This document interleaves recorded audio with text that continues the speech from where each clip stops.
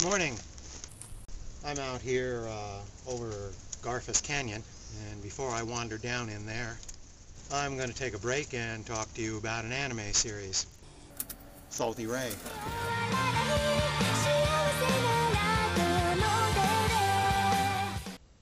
Salty Ray is a sci-fi anime released in North America a couple of years back by Funimation. They just re-released a complete set edition of it.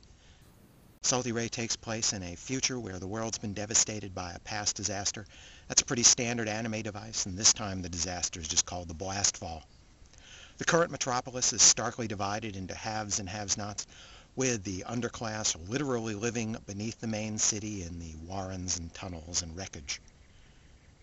For those who can afford it, there's a new technology for artificial limbs called Resemble technology. It's even better than the original. I mention this now for a reason. One of the main characters is Roy Revenant. He's a private investigator and bounty hunter. He works for a detective agency owned by the lovely Miss Maverick and her cute daughter. Roy's life gets complicated when he's on a case and meets a strange green-haired girl. She has no memory of who she is or how she got there, and she seems to be unregistered, so technically it's illegal for her to be in the upper world. However, she also seems to be made entirely of that artificial Resemble technology. She's an android or a robot of some sort. When she runs into Roy while he's on a case, she demonstrates her extraordinary strength and gets him out of a tough spot. Like I tried to tell you, I don't know anything. Not even who I am. Or why I can do things like this!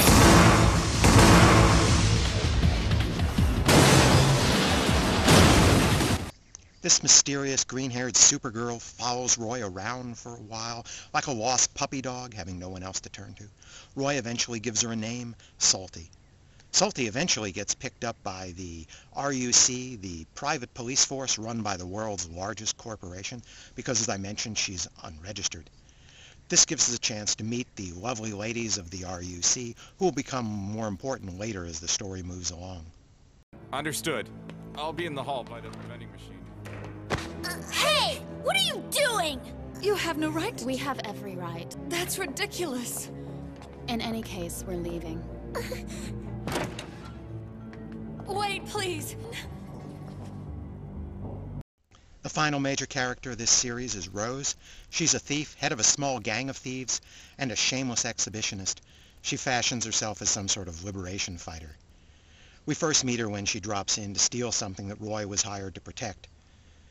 Despite Rose's questionable background, Salty will take a liking to her, if not her thieving ways. But then Salty likes an awful lot of people.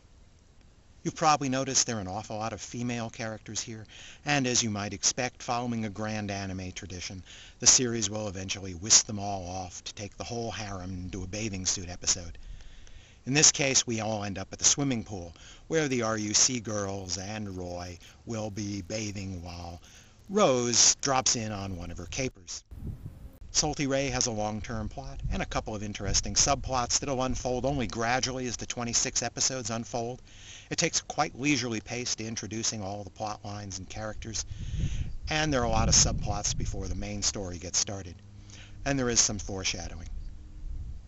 The main plot will exclusively dominate the final third or so of the series, and then we'll get an exciting plot line of daring Daru, which will also explore Salty's background a little bit, and will have a dramatic conclusion.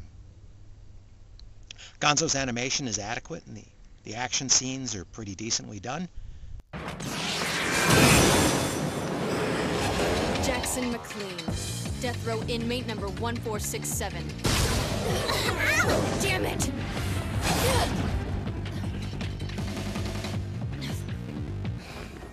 Prep the suit. I'm going in. Sylvia! What's the plan? Easy.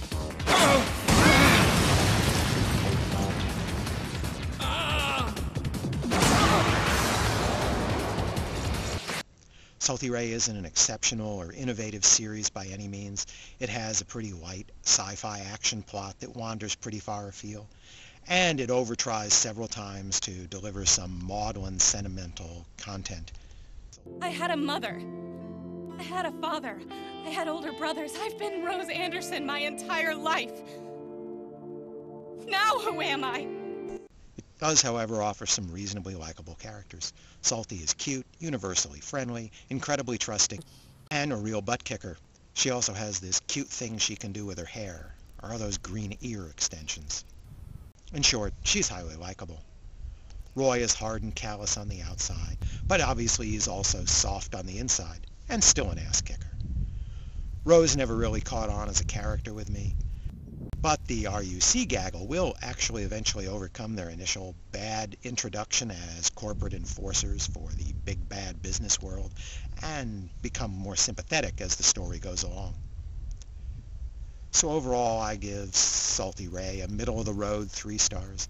If your taste runs to the sci-fi action harem genre, this is probably better than most. Thanks for listening.